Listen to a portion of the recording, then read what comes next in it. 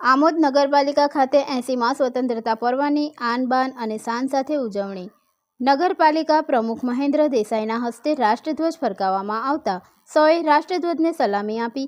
આમોદ નગરપાલિકા ખાતે આજે 15મી ઓગસ્ટના રોજ દેશના 80મા સ્વતંત્રતા દિવસની આન બાન અને શાન સાથે ભવ્ય ઉજવણી કરવામાં આવી હતી.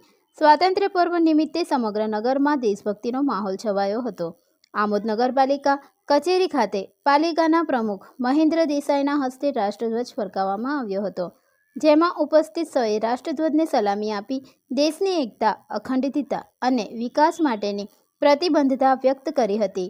આ પ્રસંગે વેપારીઓ, વિદ્યાર્થીઓ, રાજકીય આગેવાનોની તબીબી વર્ગ, નગરપાલિકાના સદસ્યો, કર્મચારીઓ સહિત મોટી સંખ્યામાં નગરજનો ઉપસ્થિત રહ્યા હતા. રાષ્ટ્રગીતના ગાન સાથે સમગ્ર વાતાવરણ દેશભક્તિના રંગે રંગાઈ ગયું હતું.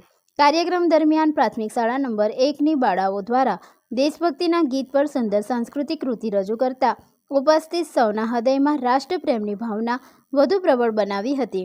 સાંસ્કૃતિક કાર્યક્રમને ઉપસ્થિત નગરજનોએ તાળીઓના ગડગડાટથી વધાવી લીધો હતો. સ્વતંત્રતા દિવસના આ પાવન અવસરે પાલિકા પ્રમુખ મહેન્દ્ર દેસાઈએ ઉપસ્થિત સૌને સ્વતંત્રતા દિવસની શુભેચ્છાઓ પાઠવી હતી.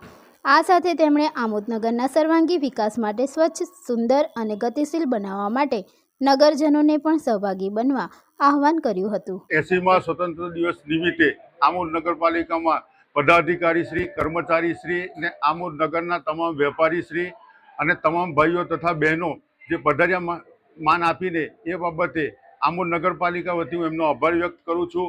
અને આવનાર દિવસોની અંદર આમોદ નગરને સ્વચ્છ અને સુંદર બનાવીએ અને ગતિશીલ બનાવીએ એ અભ્યર્થના સાથે વિરમું છું. જય હિન્દ, ભારત માતા કી જય.